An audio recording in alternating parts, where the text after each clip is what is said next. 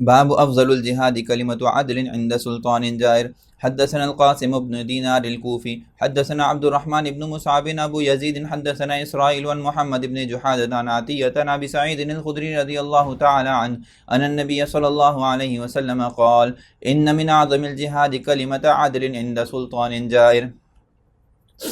فرمایا نبی کریم صلی اللہ علیہ وسلم نے کہ سب سے بہترین جہاد یا سب سے بڑا جہاد ظالم بادشاہ کے سامنے حق بات کہنا ہے. یاد رکھیے ہر زمانے کے اندر بادشاہوں میں ایسے لوگ ہوتے ہیں، حکمرانوں میں ایسے لوگ ہوتے ہیں جو اپنی طاقت کا، اپنے عہدے کا ناجائز فائدہ اٹھا کر اپنے آپ کو ہر قانون سے ماورا سمجھ لیتے ہیں. وہ یہ سمجھتے ہیں کہ ہمارے پاس طاقت ہے، قوت ہے، ہم ہر کمزور کی آواز کو دبا سکتے ہیں، ہم ہر قسم کی جو ہے وہ معاشرے کو پیس سکتے ہیں، ہم اپنی رٹ قائم کرنے کے لیے کسی کا بھی گلا دبا سکتے ہیں. یاد رکھیے کہ جو اہل علم ہیں یا جو عام آدمی بھی ہے اس کی یہ ذمہ داری ہے کہ وہ ہمیشہ حق کا ساتھ دے اور حق پر جم کر کھڑا ہو. اور فرمایا کہ ویسے تو جہاد کی بہت ساری اقسام ہیں، قتال کرنا بھی جہاد ہے، علم کے رستے میں نکلنا بھی اس کو جہاد سے تعبیر کیا گیا ہے، حج پہ جانے کو کہیں جہاد سے تعبیر کیا گیا ہے، بہت ساری فی سبیل اللہ کی اقسام ہیں. لیکن اس میں سب سے بہترین اور سب سے بڑی قسم یہ ہے کہ ایک ظالم بادشاہ ہو اور آپ کے سامنے وہ ناحق بات کرے اور آپ اس کے سامنے کھڑے ہو کر صاف انصاف کی بات کہہ دیں. یاد رکھیے کہ جب تک اہل حکمران جب تک کفرن بواحا واضح کفر کی بات نہ کریں، ان کے خلاف تلوار اٹھانے کی اجازت نہیں ہے، ان کے خلاف بغاوت کرنے کی اجازت نہیں ہے، سلطنت اسلامیہ کو توڑنے کی اجازت نہیں ہے. لیکن جو حق بات ہو اس کو کہنا یہ ہر ایک کا فریضہ ہے، جو جائز ہو اس کا مطالبہ رکھنا یہ ہر ایک کا فریضہ ہے. اور حکمرانوں کو بھی یہ چاہیے کہ وہ اپنی طاقت کی وجہ سے نشے میں نہ آئیں، کیونکہ یہ حکمرانی بھی 4 روزہ ہے اور اس کے بعد آخرت کا حساب ہے جو انتہائی دردناک ہے. تو دنیا کی چند روز کا اپنا طاقت میں آ جانا، اپنا عروج کا پا لینا، اپنی مال و دولت کے غلبے سے متاثر ہو جانا، یہ انسان کے ناقص ہونے کی علامت ہے. کیونکہ کامل انسان وہی ہے جو اپنی اوقات اور اپنی حیثیت کو اچھی طرح سامنے رکھے، جو اپنی موت کو سامنے رکھے کہ کل کلا کو مجھے حساب دینا ہے اور مجھے اللہ کو جواب دینا ہے کہ اگر آج میں اپنے طاقت کا اور قوت کا، اپنی پاور کا غلط استعمال کروں گا تو کل کلا کو مجھے اس کا حساب اللہ کو دینا پڑے گا. آج ہو سکتا ہے کہ مجھے ظلم کرنے سے کوئی نہ روک سکے، مجھے مظلوم کو دبانے سے کوئی نہ روک سکے، لیکن کل کلا کو مجھے لازمی اس کا حساب دینا پڑے گا، کیونکہ اللہ جو سب طاقتور سے زیادہ طاقت رکھنے والا ہے وہ میں اس کے سامنے کھڑا ہوں گا اور مجھے اپنے ہر ذرہ عمل کا اسے حساب دینا ہے.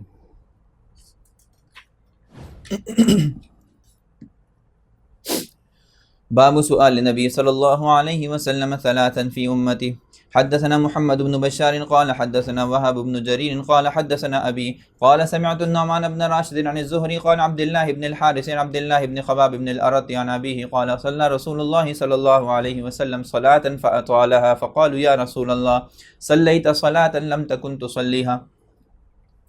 حضرت عبداللہ بن خباب بن الأرط فرماتے ہیں، اپنے والد سے روایت کرتے ہیں، نبی کریم صلی اللہ علیہ وسلم نے ایک موقع پر بہت طویل نماز پڑھی، اور اتنی طویل نماز پڑھی کہ جب آپ نے نماز ختم کی تو ہم نے آپ سے عرض کیا کہ اللہ کے رسول، آپ تو کبھی اتنی طویل نماز نہیں پڑھتے، ہم نے آپ کو اس طرح لمبی نماز پڑھتے ہوئے نہیں دیکھا، کیا وجہ تھی آپ نے آج کی نماز بہت لمبی پڑھی؟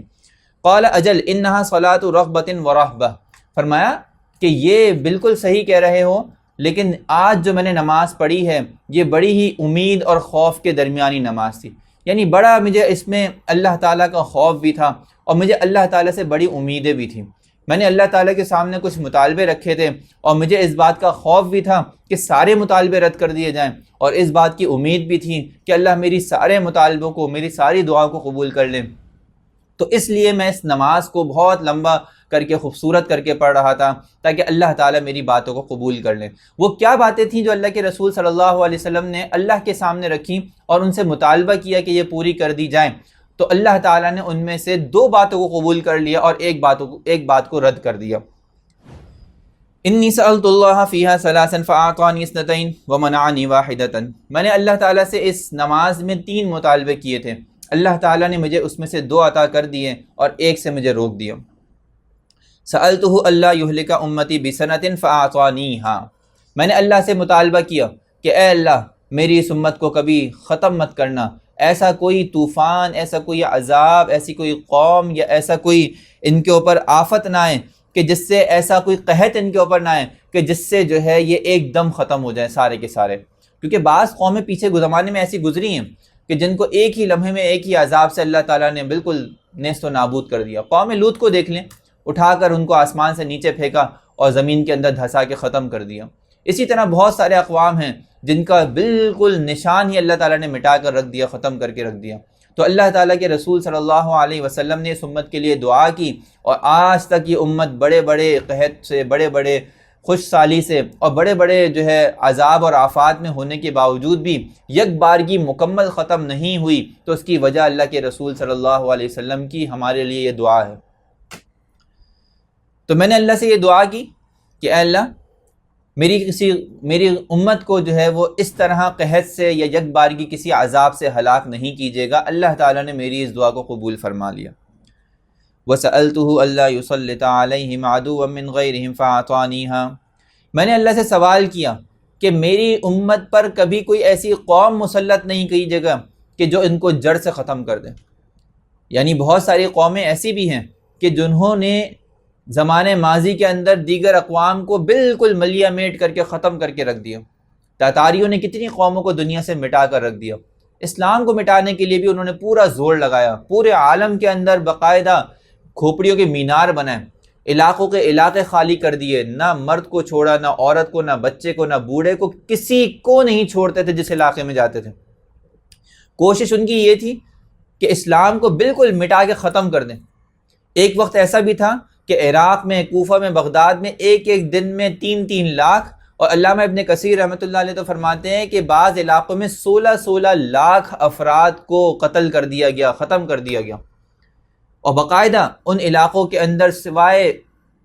خس و خاشاک کے، سوائے کھوپڑیوں کے، سوائے جانوروں کے اور سوائے زہریلے ہواؤں کے کچھ نہیں بچتا تھا۔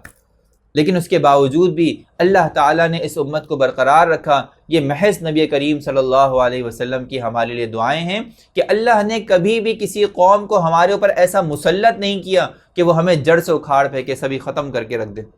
کتنی کوششیں کی لوگوں نے اسلام کو ختم کرنے کی، اسلام کے نام لینے والوں کو ختم کرنے کی، وہ ختم ہو گئے، تباہ ہو گئے، برباد ہو گئے، خود دنیا سے چلے گئے، لیکن اسلام آج بھی برقرار ہے۔ وَسَأَلْتُهُ أَلَّا يُذِيقَ بَعْضُهُمْ بَأْسَ بَعْضٍ فَمَنَعَنِيهَا،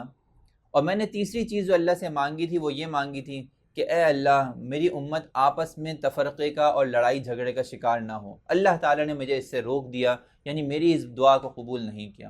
اور اس کے اندر اللہ تعالیٰ کی بڑی حکمتیں تھیں، بڑی مصلحتیں تھیں کہ اللہ تعالیٰ نے اس چیز کو قبول نہیں کیا، کیونکہ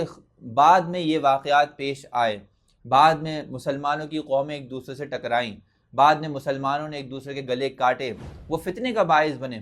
کتنے ہی ایسی جنگیں ہوئیں کہ جس کے اندر قاتل کو یہ نہیں پتہ ہوتا تھا کہ یہ وہ کیوں قتل کر رہا ہے، اور مقتول کو یہ نہیں پتہ ہوتا تھا کہ وہ کیوں قتل کیا جا رہا ہے، لیکن مسلمان آپس میں لڑتے رہے۔ اور آج بھی اس عالم کے اندر سب سے زیادہ اگر مسلمانوں کا کوئی خون بہا رہا ہے تو مسلمان ہی بہا رہا ہے۔ کہیں قوموں کے جھگڑے ہیں، کہیں قبائلی ایک دوسرے سے رکاوٹیں اور رنجشیں ہیں، کہیں آپس میں ایک دوسرے کے ساتھ حسد و بغض کی